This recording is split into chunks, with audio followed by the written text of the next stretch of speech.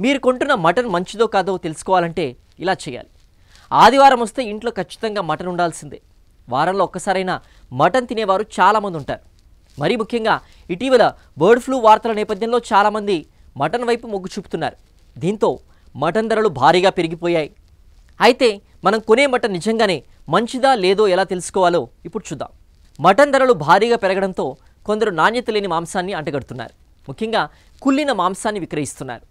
అనారోగ్య కారణాలతో మరణించిన గొర్రెలు, మేకల్ని గుట్టుచప్పుడు కాకుండా అమ్మేసి సొమ్ము చేసుకుంటున్నారు. ఇలాంటి మాంసాన్ని తిన్నవారు అనారోగ్యాల బారిన పడుతూ ఉన్నారు. అందుకే మాంసాన్ని కొనే ముందు ఖచ్చితంగా కొన్ని జాగ్రత్తలు తీసుకోవాలని నిపుణులు సూచిస్తున్నారు. మటన్ విక్రయించే దుకాణాల్లో వెటర్నరీ అధికారులు సదరు మాంసం నాణ్యతకు సంబంధించి కొన్ని పరీక్షలు చేస్తారు.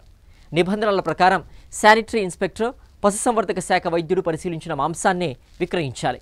అయితే చాలా వరకు దుకాణదారులు ఈ నిబంధనల్ని పాటించరు. అధికారులు పరిశీలించిన మాంసంపై ఓ ముద్ర వేస్తారు. ఇలాంటి మాంసాన్నే కొనుక్కోవాలి. లైసెన్స్ ఉన్న దుకాణాల్లో మాత్రమే మాంసాన్ని కొనాలి. ఇలాంటి దుకాణాల్లో మాంసాన్ని వైద్యులు పరీక్షించిన తర్వాతే విక్రయిస్తారు. రోడ్లపై, మురికి కాలువల పక్కన విక్రయించే మటన్ను ఎట్టి పరిస్థితుల్లో కొనకూడదు. కొనే మాంసం ఫ్రెష్గా ఉందా లేదా, కుళ్ళిపోయిందా అనే విషయాన్ని పరిశీలించాలి. మాంసంపై అధికారులు ముద్ర వేసింది మాత్రమే కొనుగోలు చేయాలి. మాంసం మరీ గట్టిపడినా, చల్లగా ఉన్నా అలాంటి వాటిని కొనుగోలు చేయకూడదు. దీని అర్థం సదరు మాంసాన్ని ఫ్రిడ్జ్లో నిల్వ చేశారని. మటన్ నుంచి పాడైన వాసన వస్తున్నా కొనుగోలు చేయకూడదు.